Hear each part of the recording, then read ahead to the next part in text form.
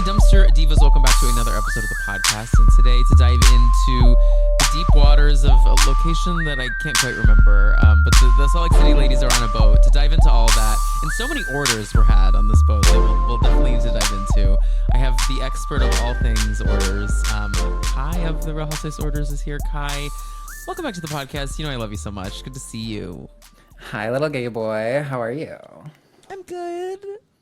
I'm rocking my Doechii shirt right now. You can't really see her. Look how cute she is. I love that. Is that some like official tour merch? Yeah, Kix and I went to her show last week, 2 weeks ago. Ooh, I should have worn my Addison Rae merch. I had that on earlier.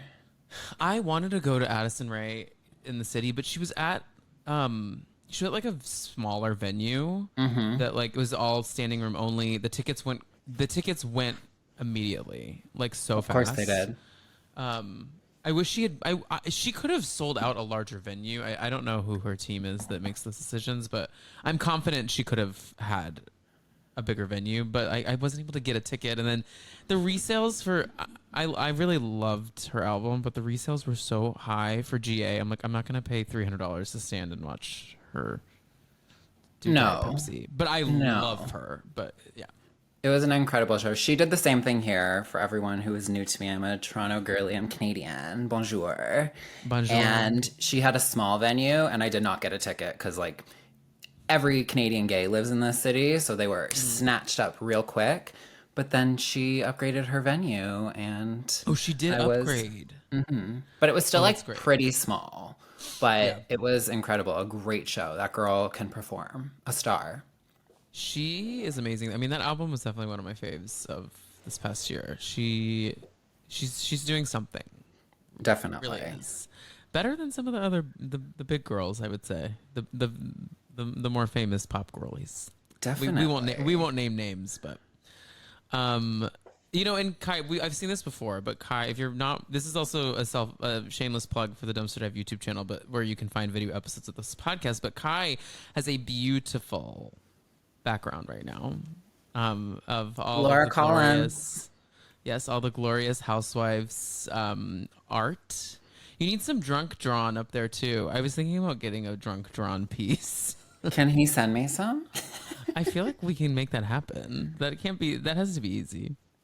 Ooh, and I've misspoken. My friend Ethan, these bottom ones. Ooh, that lighting is harsh. I don't like that. My lighting is off, but I'm still beautiful, hot, fly, and sexy. But my friend Ethan at Slick Satan, he designed these lower ones. They're like iconic housewives scenes in a comic if you're form. listening, they're so cute. They look like an Archie comic.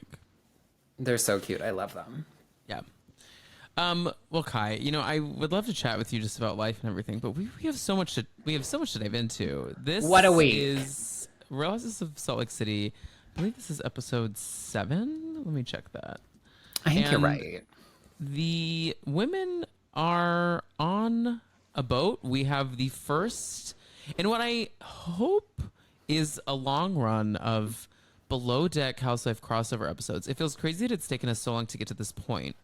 Right, because normally we'll have like Jill Zarin show up on a boat and be a monster a la Jill Zarin, or like Cynthia and Claudia will pop up in an episode randomly, but we haven't had like a dedicated intro graphic where below deck logo is popping up and then submerging itself and then Salt Lake City pops up. Like we've never had this level of crossover. Not this level, and we heard news on Watch What Happens Live that there will be a version of this episode that is from the point of view of the deckhands coming up on the season of Below Deck Down Under. Okay, but this to me was a perfect episode. Like truly no notes. Well, I have so many notes, but like I have no qualms with this except for whoever the fuck did the programming. I needed we watch this and directly after we watch the below deck version, because there were multiple times where I was like, I need a Daisy confessional right now, calling these women insane. I need to know what Chef Ben is thinking. I don't know anyone else on that boat, but I desperately needed, like, remember Beverly Hills years and years and years ago had like that dinner party where Jax thought absolutely. what's her name? Joyce was LaToya Jackson. And then right after that aired, the Pump Rules version aired, where it's like the behind the scenes. Like, I needed that. Yeah, there's the famous scene where Sheena is sitting down with Brandy and she gets up from the sit down and walks into the kitchen and puts on an apron, and then all of a sudden we're in Vanderpump Rules. So I needed that level of like back to back, and like another show, not Bravo related at all, like Abbott Elementary and It's Always Sunny did a little crossover this past year. And that was my biggest issue with that, is like 6 months later, the Always Sunny episode came out. And I will take whatever I can get, but I'm like a greedy little piggy. Oink, oink, oink. I need them at the same time. Like, I wanted to watch 3 hours of this. Same. I would have settled in for a full, like... And then, so the second hour is Below Deck, and then the third hour, we just sit down with production, and I want a BTS of, like, how they did it all. Or we just sit down with Brittany. But... beggars cannot be choosers. A star is rising with Brittany, I fear. And I don't watch Below Deck anymore. I used to. I gave up seasons ago. Mostly because Captain Sandy is a scary, scary, scary woman. She is very dark Trump energy. Very, very like Martina-esque. And we can leave it at that. So I'm not actively seeking out Below Deck. I don't want Below Deck. But this is the one instance where I was like, I wish I could turn a Below Deck episode on right now. I know, and that we have to wait for it. Like, I'm out of the Below Deck loop, so I didn't realize the season wasn't airing right now, and the fact that the season hasn't even begun, and we've just had this. And also, so for those that don't know, we have... So Daisy was previously on Sailing Yacht. She's now Down Under. And then Captain what's his face? I have Jason. Down so many times. Captain Jason, yes.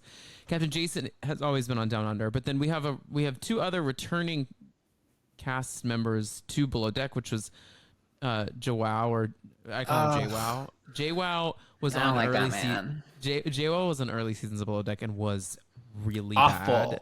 And was like kind of kicked off the show for being a misogynist asshole. It's crazy that he's returned.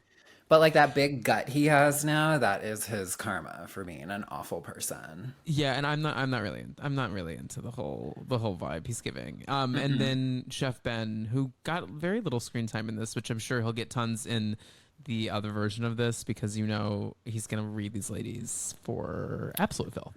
Absolutely. And the thing is, we still have probably 2 more episodes on the boat of Salt Lake City, so perhaps you will get more Chef Ben. That's true. I keep forgetting that. So we are going to go once again. We're going to break down this episode truly as closely as beat by beat as we can. A reminder to listeners, make sure to check out Dumpster Dive YouTube channel at youtube.com/dumpsterdivepod. You can get a video, a video version of this show, as well as Spotify. And make sure to follow Kai at the Real Housewives Orders on Instagram. And let's get into it. Kai, ready? I'm born ready. Born ready. So the ladies, we get a little teaser at the top that we have a lot to come. And, I had not seen any, they didn't give us much footage of this part of the trip of the season. And so the most shocking scene we get is this like floating unicorn stuffed animal. And when I first saw that, I was like, what in God's name? Why are we zooming in on this floating stuffed animal? What in God's green earth could this mean? Little did I know what was in store for us. The editors are having a lot of fun this year presenting the show as a horror story. And I like that, especially right now, spooky season. Yeah. I want to be scared, so I'm like, this is so ominous. What's going to happen? I know it. Like, how will we get to the point of where a stuffed unicorn that I don't know anything about, is floating in the oceans of the Caribbean? But once we find out about it, I wish we had never been introduced to it. That was really tough. No, it could go into the house, like the Conjuring house in upstate New York next to Annabelle.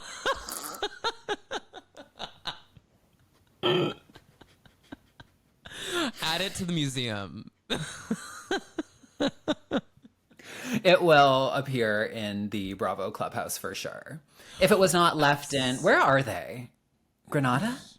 No, I believe it's somewhere in the Caribbean, but it's like an island where they made a comment about that it's only Potomac where that is in... billionaires go. Sure. Wait, episode 7. I can't... Yeah, it's a Caribbean adventure. Where is it? I'll keep looking while we're chatting, but it really doesn't matter. You could be anywhere. They're out at sea. It's some place you can't afford to go unless you have a net worth of at minimum $100 million. So it's a miracle that these ladies are there. And a very confusing location for Below Deck Down Under, but you know that I guess maybe I've lost. Oh, see, this is where like I'm a dumb bitch, and that didn't even cross my mind to be like, why aren't we down under? Why aren't we? We're not down under. We're in the Caribbean. It's like, what are we doing? Huh? Yeah, I'm confused. Yeah.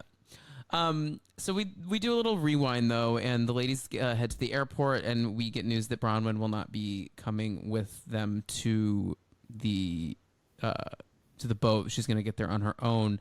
I don't really understand this mentality necessarily because it seems they had to travel so far. It's not like I'll meet you in Austin, Texas. Like, I don't know how she got there in time and coordinated all that travel only to evade like any sort of conversations about her lawsuit. I didn't really understand it. Maybe she didn't want to have the conversations off camera and she knew they wouldn't be filming in the air.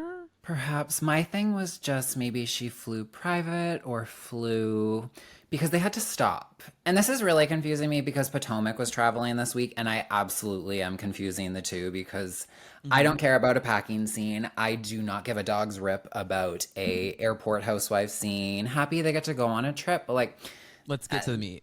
Yeah, that's like the phone aspect of the show. So I may be putting them both together, but I'm pretty sure the Salt Lake City ladies had to stop somewhere and then get a flight somewhere else. If this was Giselle, I'm so sorry. Did. No, they both did. So okay. You are not getting so maybe she just flew direct. Yeah, they flew to Newark, and then they flew to somewhere in the Bahamas, to the Caribbean, somewhere in the Caribbean. Sorry. Perhaps Bronwyn was already in New York. Okay, that could be true. Because I feel like she does spend a lot of time there, a la Meredith Marks, and like maybe she was at Christian Siriano's. They're always at peace. Yeah, they're always at pieces down in the West Village. Tipping a drag queen. So perhaps she was there. Yeah, she was at pieces. But the ladies arrive, and we hear about this place being like a billionaire's paradise. And going to an island that is a billionaire's paradise, to me, we're already entering dark-sided territory. Like that, those things don't sound like this location already feels cursed to me. Like, what bodies have been buried in the oceans around this island? Like, what are we doing? Do you remember that photo of Candace and Chris Bassett that came out a couple years ago? And they're like on a boat, and in the background is Jeffrey Epstein's island. Like, I just kept thinking that was going to pop up in the background, and I was like, "Ooh, this is sinister." I forgot about that. Oh my Never God, forget.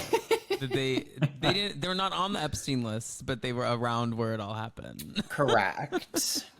They kind of traveled there their own way. Then we get a tidbit that Heather and Whitney spent a week in Australia with Captain Jason. Well, Whitney's really doing the circuit when the cameras are down because Mama needs a check. I mean, she lost her business. She got back up on that pole. But she does like a lot of paid appearances in Australia. Wow. Like, remember her and Teresa did that drag thing there, and she was there for like 2 weeks. It was like a little mini residency.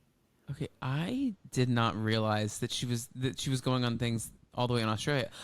Can I ask an honest question? Is she famous in Australia? I listened to a podcast, shout out to Dan and Lauren of Gasbaggin, who are Aussies, and I believe one of them went to the show and it was not sold out. But enough to, I mean, there's gays who watch Real Housewives everywhere in the world. That's true. I know that's true, but I guess I just don't know. I'm so out of touch with like the Hey You consumption of these shows. I don't know what shows really pop off on Hey You in other places. The pop, like, I feel like there has to be some that don't pop off here that are popular there, and vice versa. I also think that Heather and Whitney were just doing like a media day in Australia because Hey You will fly. Like, Meredith was here recently. Meredith and Brooks, I got to meet them. So Hey You will fly the girlies out. So I'm assuming it was something like that. And also, there's always like these off-brand conventions that aren't BravoCon but are like Fan Fest just here, there, everywhere. Reality TV stars are like us, brunch. Yes, and I don't keep up with any of that stuff, but I just assume, or maybe because he's down on who cares? I don't know. Who cares? Yeah, who cares? But yeah, they know each other, and more on that later. By the way, they've spent some time together. Which I'm still like question marks all over my face. I still have a lot of I got a lot of questions. I think he gets around though, because I remember Adriana Demora Queenie was mad at Sheena because she was trying to fuck him, and Sheena cock blocked, and yeah, I'm pretty sure Lala and him had a thing before. So I mean, Bravo men are so fugly that when they're like kind of hot like Captain Jason, I think you really have like the pick is yours. Oh, he can pick anyone he wants. Anyone. And he's hot. And apparently he has. Yeah, he's gone around. We also meet a very interesting... So we meet all the crew and the deckhands.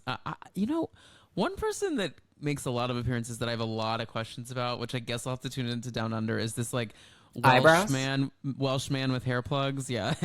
Well, it's not even hair plugs. It's fully like, as a bald person who has no hair, I happily will make fun of someone who's hiding their balding really poorly. It literally starts back here and he pushes it to the front.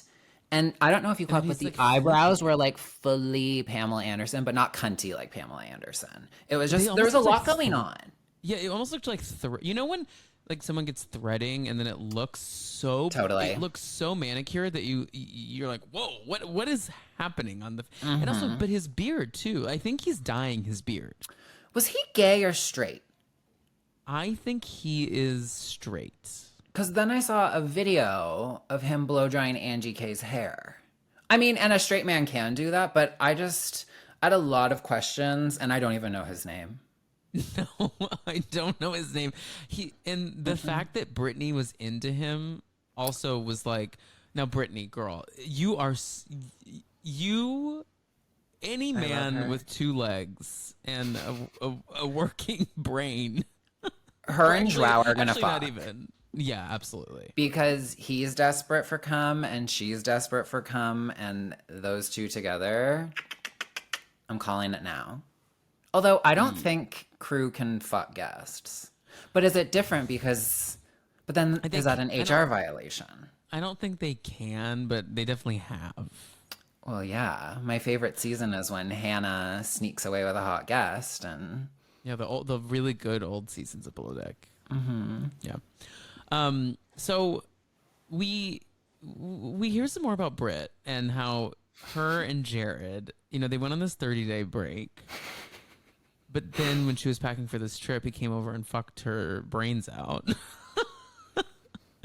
And so they're not really on a break. And the ladies tell her, here's the thing. We're trapped on this boat together. We have to make a pact. We cannot hear this man's name. So every time you say Jared, we will be pouring water on you. This was funny. It is kind of hazing. Yes, but again, with Potomac airing at the same time, those girls are hazing the new Lady Angel. So I'm watching this and I'm just like, and this is the most activated and passionate Meredith has been about filming all season. So I'll take it. I just think it's really funny that in some franchises, throwing a jug of water causes World War III, whereas here... I think we did it 6 times. Yeah, Brittany was laughing when water was just like pouring down her head. Cold water from a pitcher. She's like, oh my God. You guys are so crazy. So basically, she can't say Jared, and if she does, she gets a literal jug of water poured on her. She doesn't even say it, and Meredith jumps out of her seat gleefully, and she's like...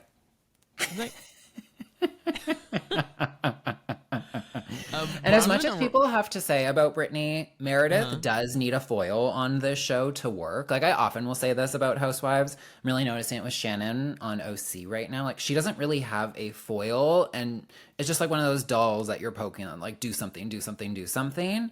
Right. Meredith has a foil in Brittany because no one else gets under Meredith's skin like that. no one questions Meredith in the way that Brittany does. So Brittany is important because I want to keep Meredith on this show. And I just love the way she irritates her and drives her over to the edge. I agree. That's why Shannon, the conversations of will Shannon be back start happening, because like you're just getting lost in the sauce when there's nothing that you're bringing to the table. So yeah, I agree. Meredith is kind of a necessary ingredient here, and she does need someone, and Brittany's providing that. Brittany's that because Angie and her have squashed it. I feel like we've also beaten that horse to death. I don't want to see Angie versus Meredith ever again. No. So I love watching Brittany get right under her skin. Me too. So Bronwyn arrives in a very shocking garb. An insane outfit. I don't think I can fully wholeheartedly support some of these fashion choices. No. And especially when it doesn't really look like something you should be wearing on a boat, which a lot of these women don't have yacht attire, which becomes very clear at the dinner that they have this first night there. But additionally, did Bronwyn, and I'm coming from an honest questioning place here, did she get like a chemical peel or something before she set foot on this boat? Her skin just looks like it's been through trauma mama.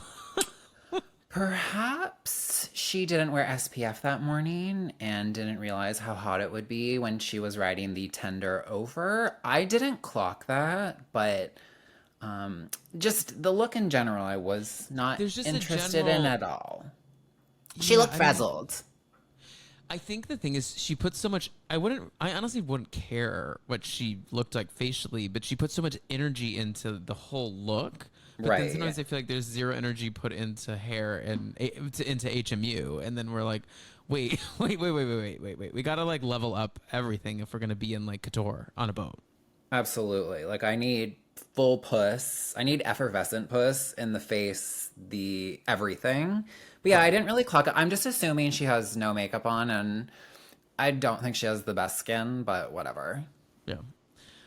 So a weird look. I wish someone threw that stupid hat overboard. I agreed. The hat made absolutely no sense. And she knew she looked weird. She showed up and she was like, I got to get this off. It was a deflection. Yeah. It was a let's talk about this versus, hey, where were you? Hey, we're reading some really unsavory things about you. What's going on, diva? And instead it's like, oh. Yeah, it's... Oh! So the ladies get the room assignments. We have Heather and Whitney, Angie, Mary, and Lisa and Meredith, and then most importantly, Bronwyn and Brittany are sharing a bed. Who would you want to share a room with of anyone on this cast? Probably Angie or Whitney. I agree. Like fun, but also like they would be down if I just wanted to like hang in the room for a second. Like also not drama. Like they're not gonna like unload drama on me constantly. If I wasn't sober, I would want a room with Meredith, and I would want to hit up her stash because I know she's got some like hardcore RX with her. Love her dearly. The RX is deep in that bag. And I want to see what we're working with here and helping myself to it. Yeah, of course. No, of course. It's so funny to me that the first person that starts to have the conversation with Bronwyn about her legal issues is Brittany. Can we talk about how hot Brittany looked in her little bikini? She's got these like rock hard gummy bear implant tits, which I mean in the most complimentary way possible.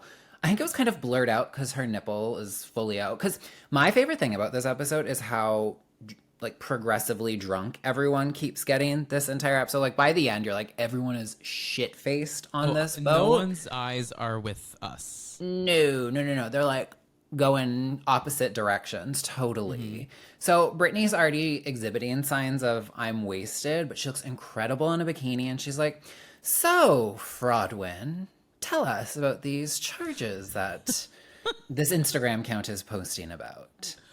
It's so weird. And it's just funny that she's the one that is like having to be the first to address this with her, because like she's such an unreliable narrator. Nothing deters that woman though. They beat her down and she comes back and she's like, Hey, everybody. So she's the right person, I feel like. As weird as that is to say, I feel like she's the right person to hit Bronwyn up about this and be like, okay, mama, like, spill what's tea. And she's not scared of anyone, Brittany. You No. have to give it to her. She is so down to clown. Like she just is. Did you see that Andy said that she's the thirstiest celebrity, quote unquote, the thirstiest person he knows on Call Her Daddy? Ew. I'm like, Andy. That's not my ministry, so I did not see that. That did not hit my bubble. It's not my ministry either. It just fell on me through like memes online and stuff, and I just was like, that's an insane. Of all the people you know, Britney. And was it housewives specific or celebrities? No, it was like, it it it wasn't. How is Housewives, Sheena Shea it not wasn't in there? Yeah, I know. Because Like, I love Sheena, but like, that's a I fame don't war right there. I don't think Britney is like a celebrity enough to be like so fame hungry that it's like weird. Like that's And we don't see her at like the opening of an envelope either. Do you know what I mean? Like that's to me what a really like desperate celebrity is. Like someone who's showing up to this, that, the other, who's everywhere. She's so Julia. Like, do you know what I mean? So I agree. I thought it's kind of like a low blow to me that I don't totally understand. But she's yeah, relevant. we had so we unpack all this. The ladies change. They head upstairs for lunch before they go swimming, and they start to dive into this Bronwyn case situation. So I don't have all the numbers and names and everything in front of me, but essentially there was some unpaid rent, which keeps coming up, which feels crazy to me that that's a part of this because it's like a couple $1,000. It's like or less than that. And then it's something happened at her old job that she was a part of where I think she did some bad money dealings and the cases keep coming up. Who do you think is behind this? Do you think anyone's behind it? Okay, first I want to zoom out because I am a stupid, stupid girl. I'm a Canadian. I know nothing about the American law system, the legal system. So if something is sealed, is there automatically a gag order attached to it? Because she keeps being like, I can't talk about it because it's sealed. But my understanding is something can be sealed, but you can still talk about it unless a gag is placed on it. Like, is this a self-imposed gag? Is this a legal one? I don't think we'll ever get an answer to that because I think she's kind of getting around all of this by being like, ooh, I can't talk about this. But I was under the impression that if something is sealed, you can still talk about it. Just us plebes at home cannot find any sort of online documentation about this. So I just Googled it because I don't know the answer. It says, no, you cannot speak about a sealed lawsuit because doing so can lead to severe legal consequences. While a sealed record is not accessible to the public, the parties involved are often subject to confidentiality orders that can carry penalties for violations. So there's like an NDA attached to it. Yeah, the specifics of the restriction depend on the court's sealing order, and it is best to consult with a legal professional to clarify what can and cannot be said. Now, we said this last week on the podcast, and I do kind of think this may be the case. I think there's a world in which Todd sealed it because he was like, I am a businessman who makes a gajillion dollars. My name has been thrown in with law. I'm sure Todd's name has been thrown in with lawsuits as people with a bajillion dollars do. I'm not saying he's anything bad, but he's like, I don't need people Googling me or looking me up before making business dealings with me and seeing that I'm married to someone with grand larceny or things like that. So I think there's a world in which he paid to seal it since the case was dismissed, so no one can ever speak about it, no one can find it, and it can be just a mystery. Which then brings me to a question, though, kind of back to where we started here. Is like, if something's sealed, how did someone find it? And who did that? And that's where like my confusion lies too, because even when Brittany confronted her about it, or inquired rather, she's like, oh, well, it wasn't actually fraud and grand theft. It just fell under that penal code. I'm not using the right term, so please don't message me and tell me. I do not care. But like, what is it then? And that's my thing too. I'm like, so what was this? People online are speculating, this is all alleged, that like she took a credit card from someone and bought some things, but I don't know. And then to your original point, to answer your second question, do I think anyone on this cast leaked it? No, I am not a Lisa Barlow defender by any means, but at this stage of the show, I don't think anyone on the cast needs to have their hands that dirty because unfortunately, there is like a small fraction of the Bravo audience who are deranged and unwell and need a hobby and have no life whatsoever and dedicate so much time to like trying to quote unquote like uncover skeletons about the ladies. So this, I don't know, did Monica teach them nothing that trolls exist and they want to know everything about these ladies and they will go to any length possible and pay whatever courtonline.org fee to access. So I honestly think it was just like a fan posted about it on Reddit and it went from there. Do I think Lisa, engaged with it on Twitter and was like, I don't know, like trolled about it? Probably. But I don't think anyone directly involved in this cast needs to go to that length because there's, again, deranged fans who will do that for them. Yeah, I agree with everything you said. There's a guy on Twitter that is getting all this attention right now because he's trying to like out Angie for being behind. So he's the same things. one who they like flash to is the one that I guess see, and this is where I don't care. Like I don't care about an online blogger. Yeah. I don't care about a Reddit thread making its way to my TV. That was a struggle with me with OC this year. I was like, I don't need Miss Blogger and all of that. So I don't know. But yeah, I've seen like the him and Angie, and it's just like Angie giving him like flame emojis. Well, I have a general frustration with online people trying to engage with these women to then only post screenshots of their engagement with them to like garner followers and clout. It's like, it's just, do you really like these shows? Because if you do, like, why do you want to like ruin the experience for you? Like your get a hobby, get a life. Truly get a hobby, get a life. Like the show has now been ruined for you because these people will never want to engage with you again. Like you are involved in the conversation in a negative way.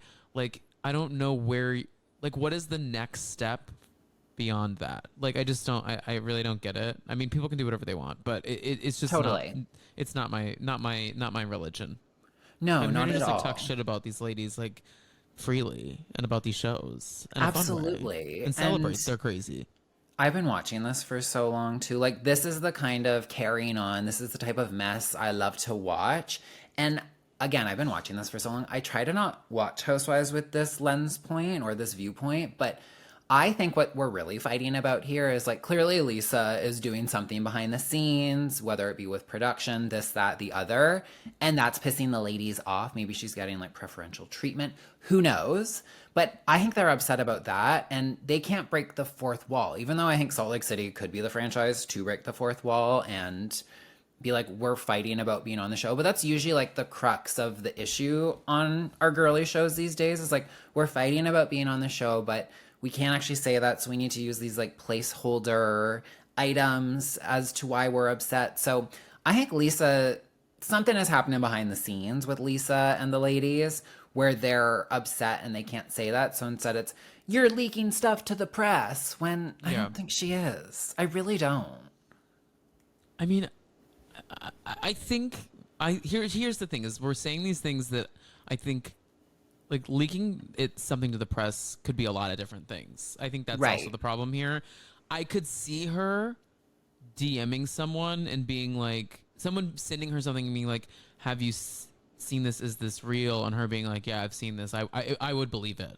Right. And then all of a sudden that person is like, okay, let's publish this story. Like, I just think there's ways that I just think she engages. Like this was a big issue with Sonia Morgan on season, believe it's 8 and 9 of Roni, was that they were like, you continue to engage with the post and Radar Online, even when they just Radar Online days. I know, me too. Even when you're not publishing the story or giving them the story, they ask you a question and you respond in a way that curates a headline. And it's like, you're a part of the machine that's like slandering our names and also kind of spoiling the show. I think that's another part of it that they can't say is that like in general, they're like, can we just unpack this together as like a cast on this show? Why is it in the news? Like, why are we having to learn about things from accounts? Like, they've done a really good job, the Salt Lake City wives, because I think they had a conversation as a group and was like, we need to keep this show in this circle, because like you don't find out a lot of stuff about them ahead of the seasons. But I just think when things like this happen, it's like, girls, stop. Like, we're trying to like film a really slick, dramatic reality show, and I think Lisa isn't down always to be a part of that circle. I think she's bigger than it. But then I read like that Us Weekly article where they get to like cosplay as Desperate Housewives Vanity Fair cover, iconic, and she's like, oh, I like being the villain. So it's, I don't know, there's a lot of factors going on here that really confuse me, but my number one question, I feel like I have a lot of questions. Am I like a curious little kitten? But but mostly I'm just like, okay, so this Bronwyn stuff came out. Why do we have all this smoke towards Lisa for leaking it instead of trying to get to the bottom of why Bronwyn isn't telling us the truth? Right. Bronwyn isn't doing a good job either. But she's also getting away with not telling the truth pretty easily here. Yeah, because we're all going after Lisa, which makes me think that this was like when the ladies got together, it was like, okay, it's Lisa's takedown season. Actually, every season's kind of Lisa's takedown season, but I think they really were like ramping up to do that this year. But Lisa doesn't do herself any favors. No, and that's why, like, even if you're a casual viewer of this episode, I would 100% think that Lisa had something to do with this, because she is spiraling. She will not stop talking. She just looks so guilty. Like, she does herself no favors on that front. She's storming away, crying, breaking character to tell people to fuck off, and then crying again and wiping away the non-existent tear. So she does herself no justice. And I feel like the ladies feel justified in this because of her reaction to this. But I'm just like, okay, Lisa, please just like sit there, eat your lovely cheesecake that Chef Ben made for you, and just be like, okay, guys, sure, whatever. No. But she's incapable of that. Exactly. I mean, and I think that's why they go for her too, because they know they will get fireworks. Even so, in this lunch, we get Whitney saying in her confessional, she's like, no one even accused you. Why are you talking so much about it when no one accused you? And I really just, it really was crazy to me. Also, did you clock that we get in this episode the bad eyelash confessionals are back with Lisa? What is going on with Lisa's confessional glam this year? We got the cowboy look again, side note, don't you think like a Leanne Locken or a Deandra Simmons would look so fucking puss in a cowboy confessional look, like a Dallas girly? No, because it's in their spirit. Like, they can pull with it like off. A chunky necklace. But the thing with that look is, and the Dallas ladies carry, is like, you need like bigger hair, you need like bigger tits, like, and tits are just like up, and like, you just got to look a little bit more like a hoe. You need to look more pageant. Yeah, and she looks a little too New York, and it looks like a New Yorker going out to MetLife Stadium to the Cowboy Carter tour. It doesn't look like cowgirl. I've never submitted a reunion question, but I am this close to submitting it when Andy does his little like call for them to be like, Lisa, what's going on with the glam this year, babe? Like, did she get a new team? Because the glam, even within the confines of the show, isn't good either.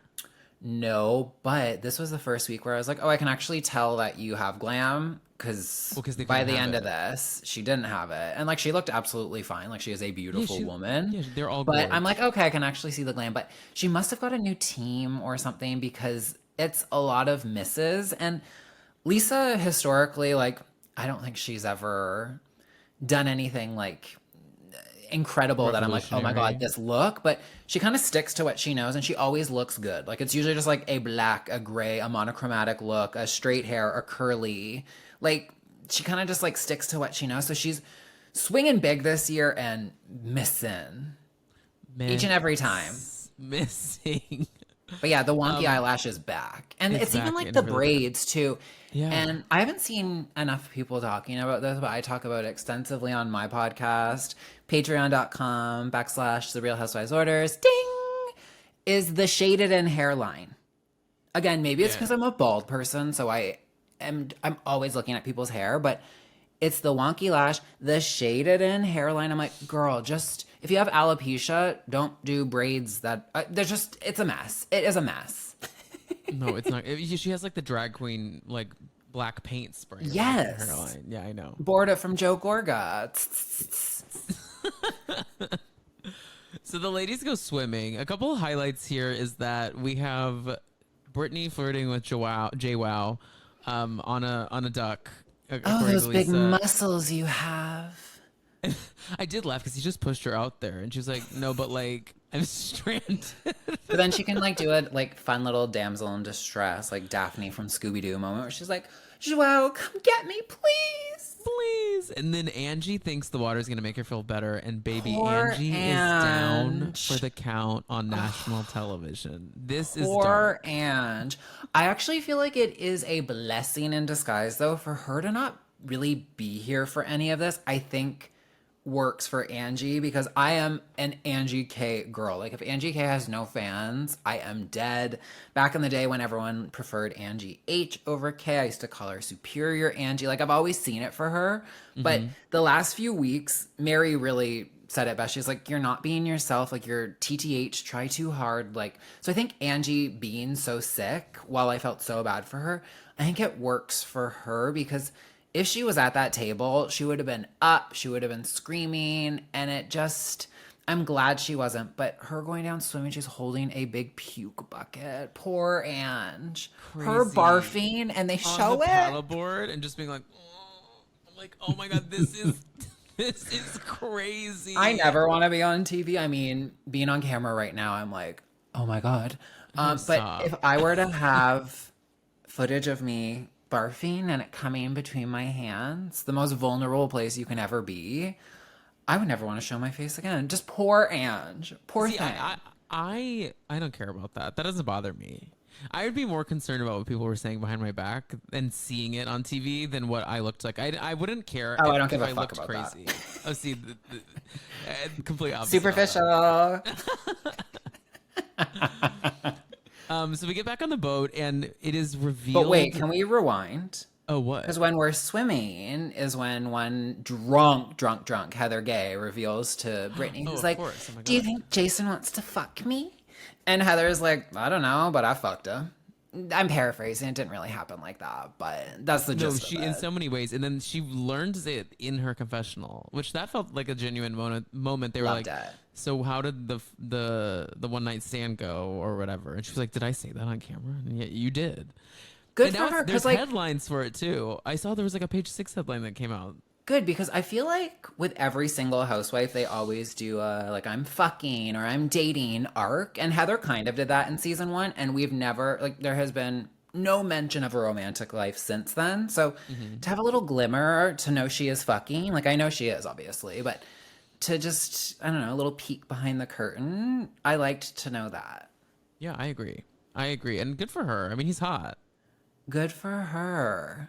She needs to be getting laid because I think that's maybe she'll be a little more I don't know, sufferable if she gets laid. Perhaps. I'm Maybe. not a Heather person. I feel bad. Oh, me either. I'm not a Heather girl at all. But I didn't watch Love Hotel, but I do think she would be a good fit for that. Do you? I mean, you still wouldn't Well, watch she's it if you single. don't like her. No, I'm absolutely not watching that. And like the men on that were disgusting from what I saw. Disgusting. It's like a 90-year-old man, and Ashley Darby's like, may I? Well, Ashley Which is on brand for her. I kind of love her, to be honest. Her the way that she just Throw unabashedly will, the way she unabashedly will just be like, how big is your bank account, Danny? You know that's the reason she's not with that young guy that she met last season, Ashley's, because he probably doesn't have money. Well, no, she told him she doesn't like him because he doesn't have white sheets. Which I was like, okay, sure. That feels weird. Whatever that means. Whatever that means. So yeah, we get back on the boat and it is revealed to us that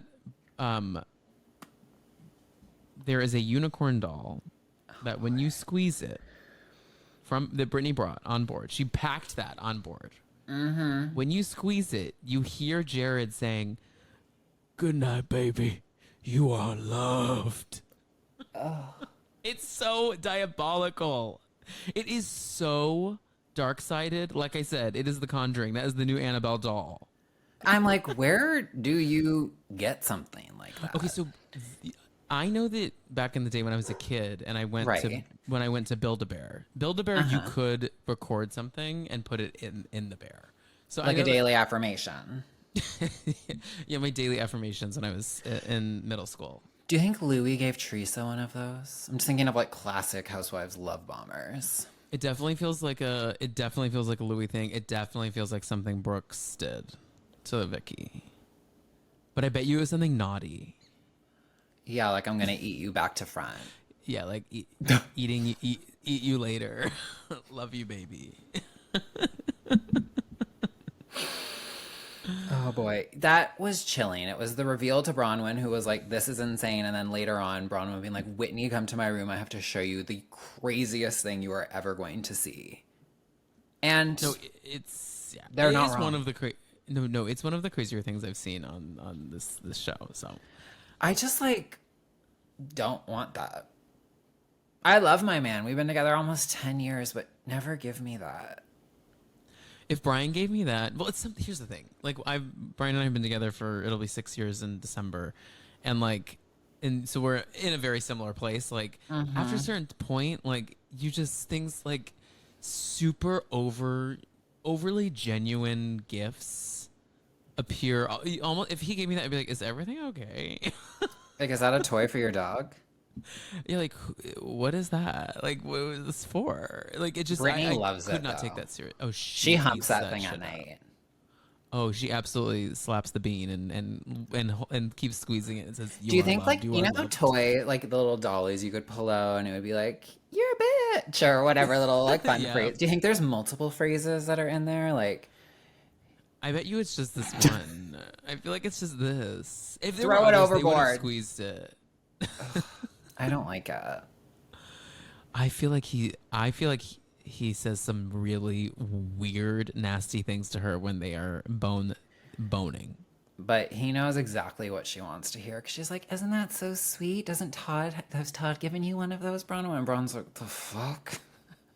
I mean, Bronwyn's husband hates her, but... He would never in a million years do that. No. No. So the ladies had we get the setup here for Whitney and Heather have a conversation about how they think that Lisa Speaking of eyes going that way, Whitney again, I have been sober for way too long, but Whitney would be so fun to party with. Oh, she absolutely would be. But the eyes are like bulging, Ramona bulging, crisscrossed applesauce, and she's like, Heather, guess what? Looking so hot in her bikini, though. Oh, she looks fab. They all look great. Yes. And I love people in bikinis. I want to live in my bikini, so I love when people are just like, uniform is bikini. See, that's not my natural form. My preferred form is like a large sweatshirt in like a winter lodge with like a fire going. Meanwhile, so you're like a Mary Cosby, you don't want your cheeks out because you're setting an example for young women. Like, I don't mind to be in a Speedo. That doesn't bother me. But like, it's just more like my preferred place is not that. I do love you have so many costume changes in this recording. I'm loving it. It's so fun. Well, I'm like, I'm like, do I give Nana? No. And then I'm like, do I just wear a hat? And I'm like, I told you when you logged on, you looked great. There's no, you don't. But I'm getting a bit hot. Yeah, no, I understand that. If you want to rock Speedo, you can also do that. I should have. I know. I have so many cute ones. We should have done bikini chat. Well, should I come back next week and we just make this a 3-part thing and I wear a sexy bikini next week? Oh my God, I would love it. Okay, you know how to reach me. Yeah. So yeah, they do plant the seed that Lisa is the Correct. op here, and Meredith, of course, is not a good bone collector and does not do this well when they head upstairs to dinner. When they're like, let's bring Meredith in here. First, I was like, I need to know how she's looking because everyone else is quite She's toasty smart, though. right She now. always sunglasses up when she's been drinking. Sunglasses on, a cozy little robe. And that's like my next natural form, is being in a cozy robe. Bikini, cozy robe. Nice slipper. But Meredith comes in and she's like, basically like, why are you telling me this? Like, Heather already tried to do this during our chat where we were drinking Starbucks cups that were 100% empty. And I wasn't taking the bite or like biting then. So why are you trying to do it now? They have no proof. They don't. And unless they have proof, Meredith is not going to be on board. And also, I'm not either. They're going off vibes alone. And the vibes aren't good. I have to agree with them. But vibes are not proof. No, feelings are not fact. And it's much like on Potomac where everyone's like mad at Stacey. But I'm like, you have no proof. Show me some like physical proof of these things. I love Stacey. Can we take a moment? So I primarily live on Twitter. I don't really go on Instagram much anymore. I have never gone on TikTok. What else is there? I don't know. But I primarily live on Twitter. And this week, someone has been unearthing and clipping various Stacey on QVC clips. I don't know if it's made its way to other corners of the Bravo internet. I assume yes, but... It's made its way to Threads, which is where I live mostly now. And it's going everywhere on Threads. That woman could sell me hair care, and I'm like, I'm buying that. I love her. The earrings? Look at these earrings. Sparkle, dazzle, elongate the neck. I'm like, I love this woman. That's like my rose of the week. She is like, I was so mesmerized watching her do her work. Like, I was like, you are a talent. Like, not everyone can get up there and just sell and gab. She is extremely gifted at that. The one of her in the Bermuda pants, the like, and those crazy, like, almost kind of like Caesar style shoes, but like they have like the ankle wrap around them and stuff. The look is crazy. She knows she looks insane. Like, the clothes she is selling, disgusting. Like the ugliest pieces you could ever lay your eyes on. It's just like, isn't this coral gown fabulous? It's got stretch to it. You can eat 3 pieces of cake. I'm like, she just called us fat, but okay.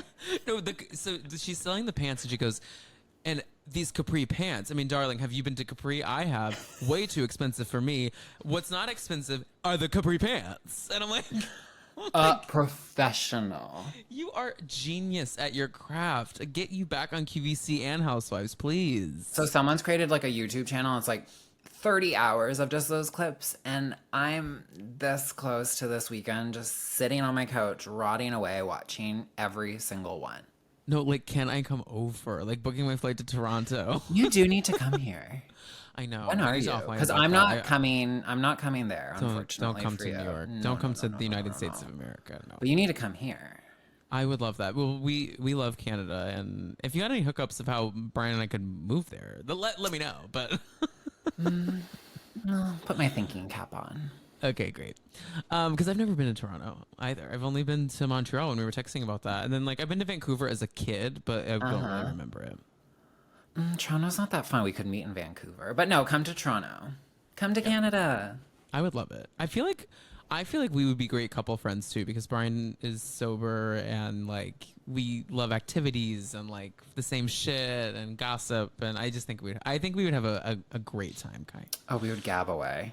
A gab away. I don't shut the fuck up. I got an award at work the other day that I was quiet and diligent. I was like, I beg your pardon? Quiet? Me? Do you have a different persona at work? Apparently. Apparently. But I was just like, thanks. Like, this is a shock. I don't know. I don't think I'll put this on any shelf because this is not something I was like, I didn't think I shut the fuck up. I can't record an episode of a podcast without it being like 16 hours long. So I'm just blah, blah, blah, blah, blah, blah. Anyways, back to the girls. Meredith's not biting. It's dinner time. Meredith's not biting. We go to dinner and Brittany, Angie, and Mary stay downstairs and take their meal downstairs. Can I say something about Mary? Yeah. She, by far, I mean, again, it's been one episode, is the lowest maintenance guest on this boat. And I don't know, I just have this, like, in my head, Mary is just extremely high maintenance. She doesn't like to do things. I know in the last few seasons she's been much more engaged and, like, down to clown. But in my head, I'm always like, she's like, remember when they went to the Trixie Motel and she was like a pot plant? Like, she was miserable. She hated being there. She didn't want to do anything. The accommodations were not up to her liking. Like, nothing was good enough for her. It was very like Princess and the Pea. So I have this idea of her in my head that she, like, nothing will ever be good enough, but she's loving being here. I'm shocked she wanted to stay in a room with a lady barfing the entire night. Like, Mary is just always surprising me. I think it comes down to kind of what she's talked about briefly this season, is that, like, she doesn't trust people very quickly. Mm-hmm. But once she feels safe somewhere, I think she's down to clown. I just think it took her a long time to feel safe on the show, on camera. She needed a with friend. These ladies, and she needed a friend. And so now that she has a friend, she's like, yeah, that's fine. I'll do whatever. But I think an easy defense mechanism for her is to be like, just to retreat. Well, retreat, but also be like, oh, I don't do that. I don't like this. I don't do this. I think it's like a defense mechanism because it's an easy way to just remove yourself from a situation.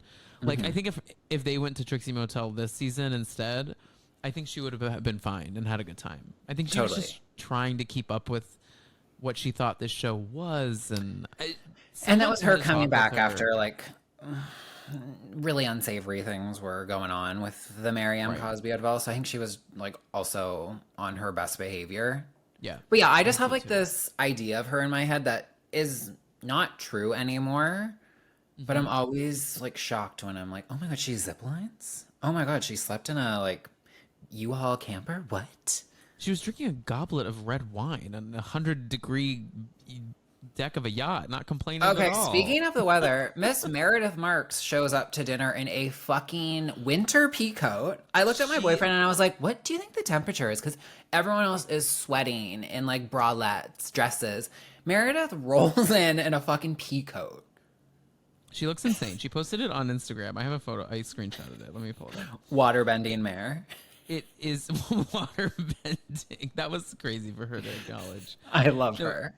She looks like she's like a background actor in in Clueless. Like, she's like, it's like a tweed, like, button-up coat and like a matching tweed skirt. It's so, oh no, I just have the close-up of her face. Let me see if I can get the full. Remember when they traveled internationally? Of course. She facetuned herself beyond belief. Love it. Remember when they traveled internationally a few years ago and she's like, I took an extra sleeping pill and now I'm, like, literally ill. Like, she was like, I'm done.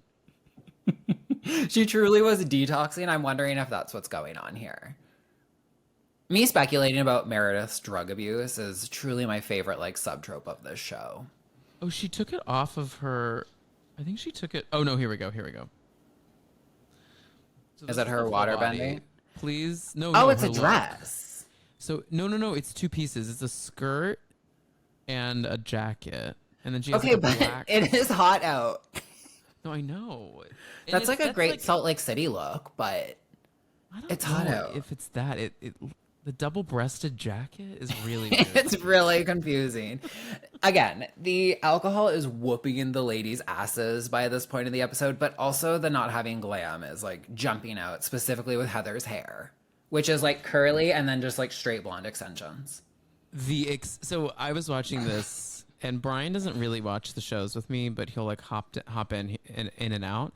Totally. And he goes, Tom, are you looking at do you see what I see? And I'm like, what? I'm like, there's so much going on. I don't know what are you looking at? He's like, that woman's hair. And I'm like, he's like, the top part is curly and then the rest of it is straight. And Pin I was like, straight. Yeah, that's an extension. That the extensions are synthetic or something's off. And, like, that's what Heather's hair used to look like 3 years ago when she had that lady doing her hair who also worked with Monica. Oh, right. Yeah. That lady was undercover and hated Heather. But so Heather's hair has been doing better. Look at me giving her a compliment. She's been doing better in the hair department. But good. I'm like, Mama, just put it wear a hat. Put it in a bun. Brittany put her hair in a bun. Brittany knew better. Well, right. All of their hair looks. They in general, we have now descended into full madness at this point. Like, they all look like without their makeup. Also, Heather, like, I encourage everyone to do whatever they need to do to make them feel confident about themselves. But Don't Like go to Beauty Lab and laser. the Beauty Lab and laser filler without the zhuzh of highlight, shadow, and shimmer of your HMU looks tough in the heat. Like she just looks so filled, and I'm like, it's such a bummer to me. I'm like, you had much better source material than this. Why are we here? Well, I mean, Jen Shaw was like Beauty Lab and Laser's walking business card for a long time, and I would never want to do that to my face. But in Heather's book, she talks about like building her business, and like their model at the beginning was just like anyone could come and be like, blow my lips up to hot dog size, and they're like, absolutely. Like there was no, I don't know, a good medical professional, a good injector will be like, I'm not doing that. We'll do a little but not putting the whole syringe in there, where Beauty Lab and Laser, that is like their bread and butter. So just never go there. Never go. I'm all for doing anything to your face, but just don't go there. Please. So Brittany claimed, well, Bronwyn, in a very bizarre move, outs what Brittany was saying. Why does Brittany keep telling her things? It's crazy. And Bronwyn, girl, I like you a lot of the time, but like this was weird to me. I'm like, no one likes a rat. No.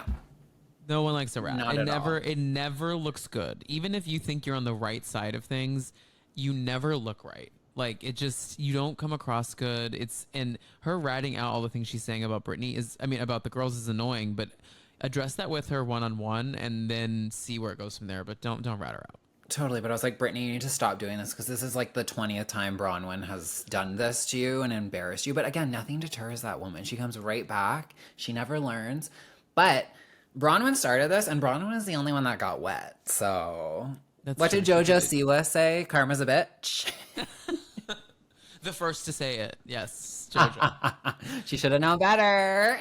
And Bronwyn is the only one who got soaking wet, because Mama Mare waterbended, and so she brought this up, started some mess, and got soaked because of it. She did fully waterbend. Somehow the water did not make it to her as she pushed her hands out. She's like, I've got this pea coat on. This is dry clean only. We can't get this wet, darling. I have to take this to Madame Paulette. But she claimed that Meredith has seizures, which is such a bizarre thing to say about someone, and so inaccurate. And of course, Meredith. My child has had one. I have an impairment. What hasn't happened to this woman? Sobriety. That's clear, yeah. Also, I love Meredith slowly pouring water on Brittany's lap. That's almost worse than someone throwing water, and she's like, I'm going to slowly pour this water on your lap. And Brittany's reaction is, I didn't even say Jared. She's so good, Brittany. She's so good. But here's the thing, and this is what like disappointed me with Brittany and all of this, is she keeps her fucking foot on Meredith's neck. She is the only one last season who was like, this lady is high as fuck on this trip, everybody. Like, what is going on here? Like, she's the only one saying the quiet part out loud, because everyone else on the cast has agreed to just like not talk about Meredith. Well, I mean, Lisa a few seasons ago was like, all go pop pills, bitch, or whatever she said. Like, but no one will ever go there. And Brittany will, but seizure was the wrong word. And she has like a very vast vocabulary, I have noticed.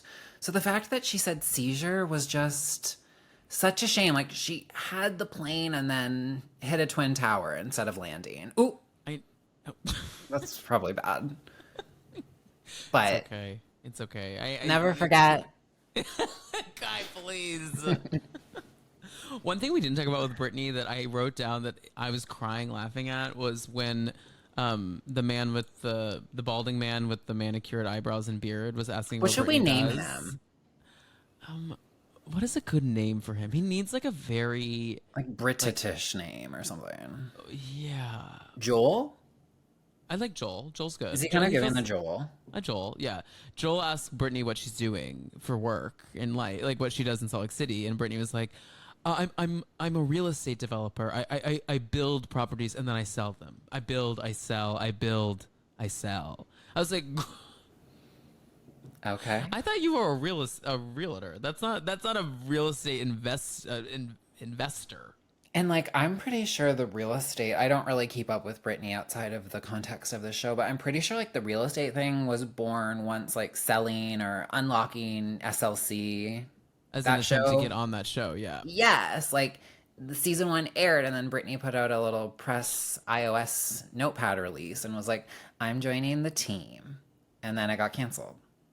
So I was like, did you get this to. Here's the thing though, like so many people are realtors. When you can't do anything else, you become a realtor. No shade.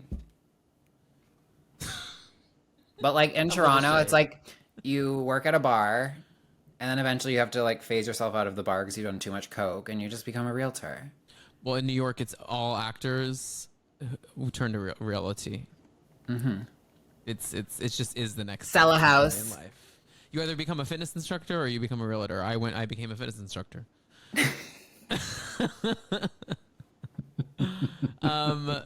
So then we move on past this bizarre seizure gate and we get to the brass tacks here, and that is that the ladies think Lisa is planting stories. I don't really know how to parse through what they're actually screaming about.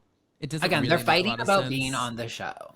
They are fighting about being on the show, but and I like you said, I too am not a Barlow defender. I find her very easy to not defend. She's often wrong, but like in this instance, I really feel like Heather was coming across so insane, way too strong against something that she didn't know was true or not. Question for you. So Heather has been obsessed with being Lisa's friend for so long. 5 years at this point. And like last year, finally got that and was pretty much like a number one Lisa soldier. Do you think that, like, do we think this was like a long con, like 5 years of I'm gonna like buddy up with this lady and then destroy her? Or did Heather just read all the comments last year? Because one thing about this cast is they are chronically online. Yeah. Did she read all those comments and be like, okay, I need to not live in her colon anymore? Like, what's going on here? Because the turning on her, I love to see that because Heather is her most annoying when she's trying to skin Lisa and wear her and be her.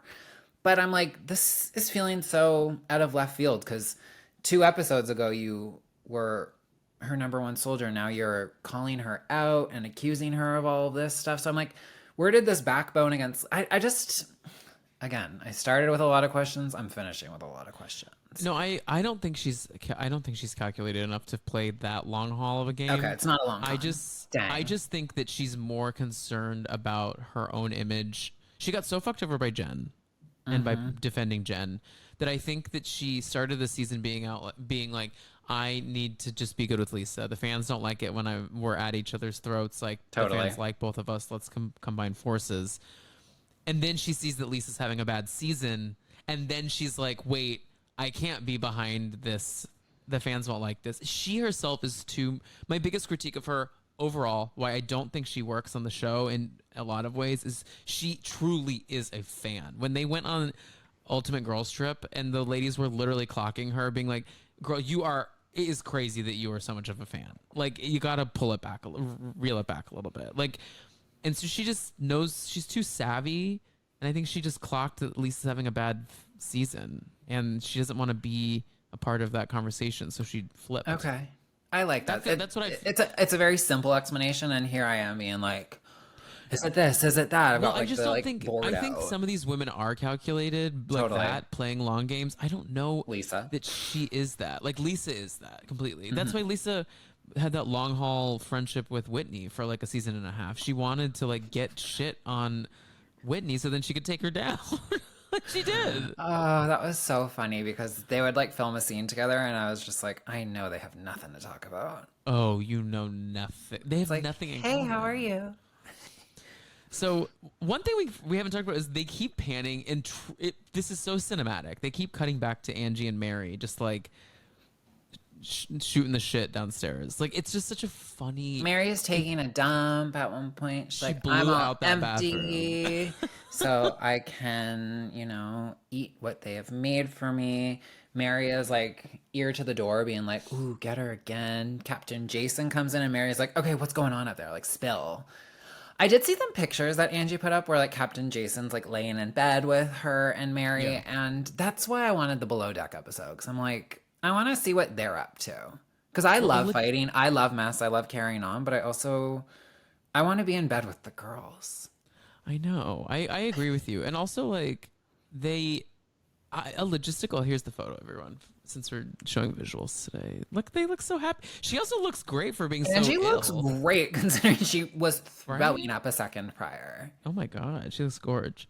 No, logistically, how did they have they had two crews. They had to have two different crews. Like people, like I'm sure they obviously overlap. They had to share audio, but like they have different producers for these shows. Like how do they have so many cameramen, so many crews, like all coexisting in the same place? That has so much production logistics that hurts my brain as someone who works in production. Right. So I'm assuming, again, I haven't watched Below Deck in so long. I didn't recognize this boat. So I'm wondering if they maybe got like an extra big boat. Because there wasn't, like normally on Below Deck, there's like, you get a shitty room. Like there is someone who gets like a shitty tiny, well not shitty, I mean you're on a yacht, but like you get like a pretty teeny tiny bedroom.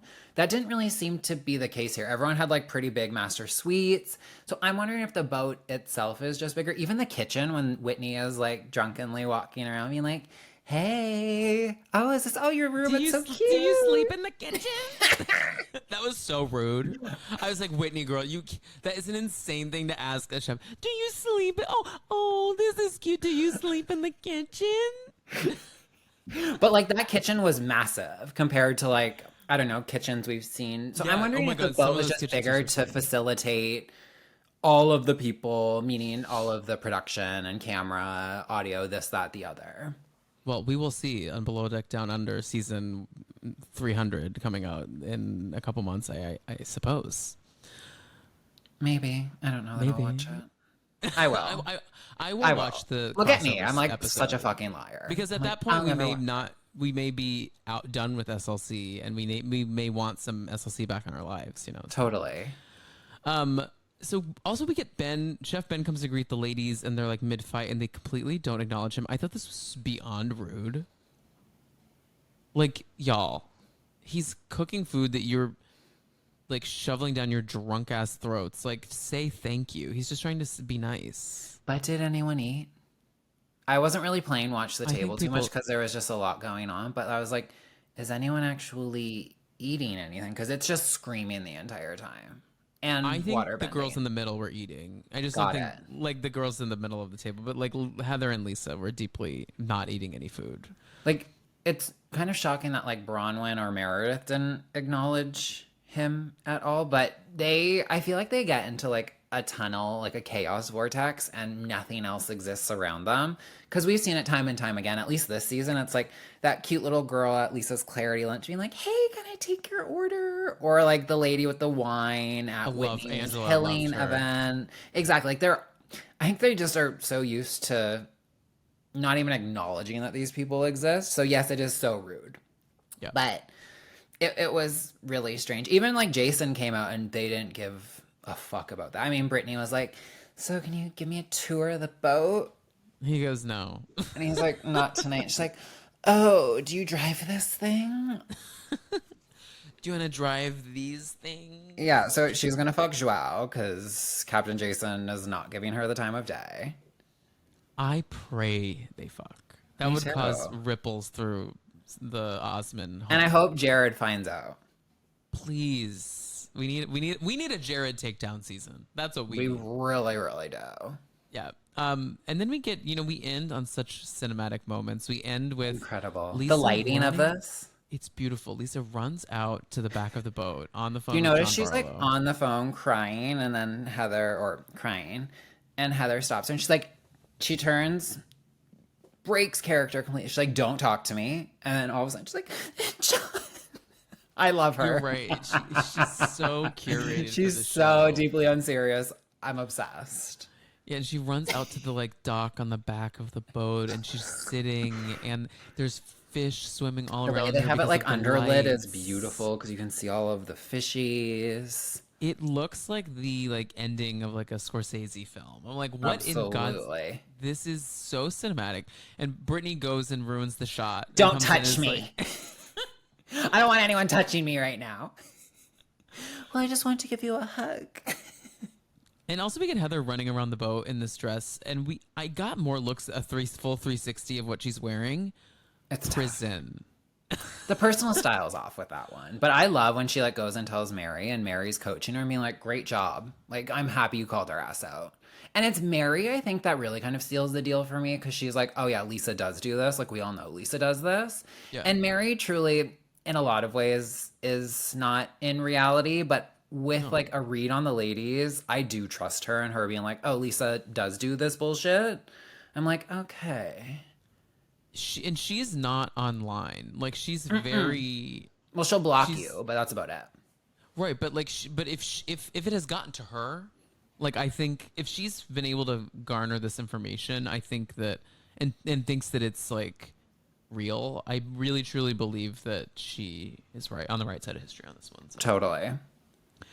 And then, I kind of thought we were going to get like a 1-episode wonder. Y'all, we have a whole second episode. I'm so ready for it. It was fantastic. Incredible TV. Like, truly incredible.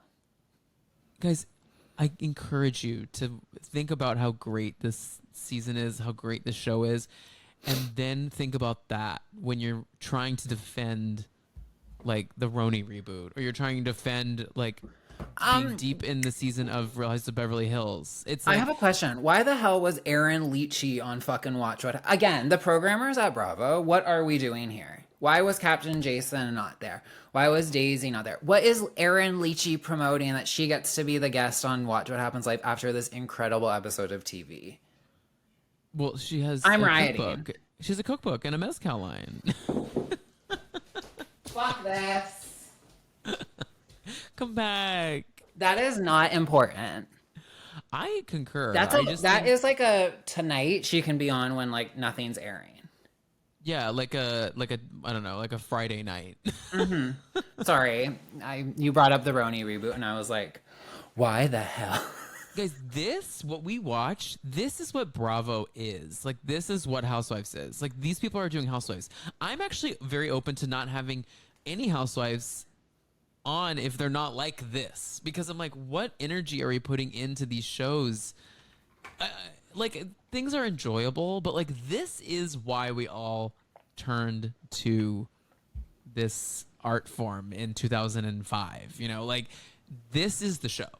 Absolutely. And I need the ladies taking notes. Sai from New York, also, she was like she's been watching SLC now, which I'm like, you're just now watching and taking notes about how to do Housewives? But she's online watching, and she was saying that she was saying she can't believe how great the show is. And like, she's like, these ladies crack me up. And I'm like, y'all, your show had no one cracking up. So these ladies are all coming to this. I think all the Housewives are now watching the show because they hear that it's so good, and they're clocking to themselves like, wait, this is what our show should be. I think, But I worry because Salt Lake exists in its own little world where it's like a parody of Housewives, and I don't want other people to try and recreate that because it works there.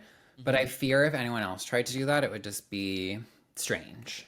I agree. We can't get too creative with editing and stories and silliness on some of these other franchises. I also just like don't need RHONY reboot anymore. Like, we've got Next Gen, we've got Lindsay Hubbard's New York sexy city moment coming out. Many people have seen them filming in the city.